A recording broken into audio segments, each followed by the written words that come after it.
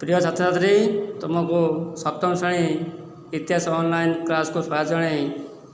आज राजनीति विज्ञान थिबा प्रथम अध्यायर द्वितीय भाग पढ़ा।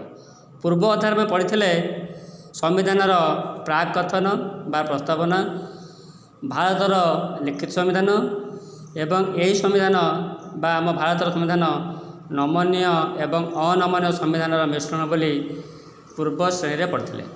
आज पढ़ा संसदीय शासन व्यवस्था। संविधान प्रणेता माने ब्रिटिश संविधानर अनुकरण जदिव अविकल नुहे भारत को एक संसदीय राष्ट्र रूप तैयारी करने चेष्टा करछंती।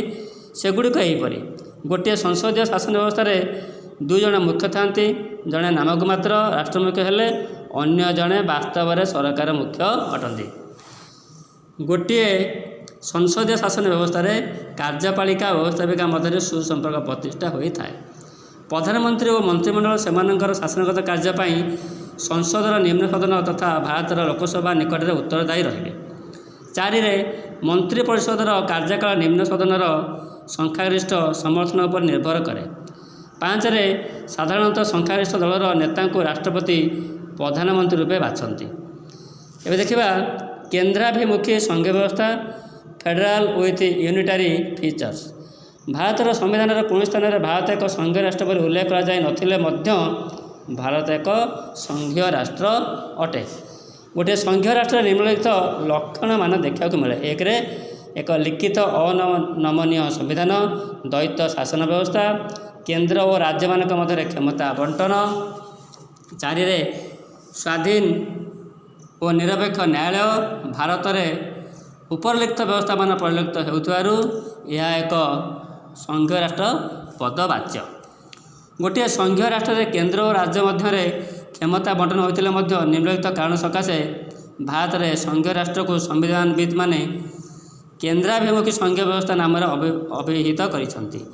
1 केंद्र सरकार मध्य क्षमता बंटन राज्य मान को राज्य तालिकाभुक्त विषय वस्तु उपर आईन प्रणयन करने क्षमता दिखाई। जरूरी परिस्थिति समय केंद्र सरकार राज्य तालिकाभुक्त विषय आईन प्रणयन करें।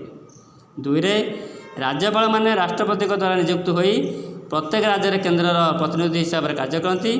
राज्यर मुख्य विचारपति को बाछंती एवं दरकार पड़े बरखास्त करती। 3 युक्तराष्ट्र अमेरिकार राज्य मानकर निजर संविधान थिबा बेले भारत में गोटे संविधान केंद्र और राज्य मान को नियंत्रण करे। 4 युक्तराष्ट्र अमेरिका पर संघीय राष्ट्र में द्वैत नागरिकता रही बेले भारत में जनसाधारण एक नागरिकता ग्रहण करथांती।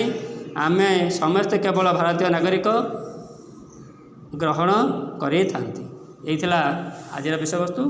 धन्यवाद।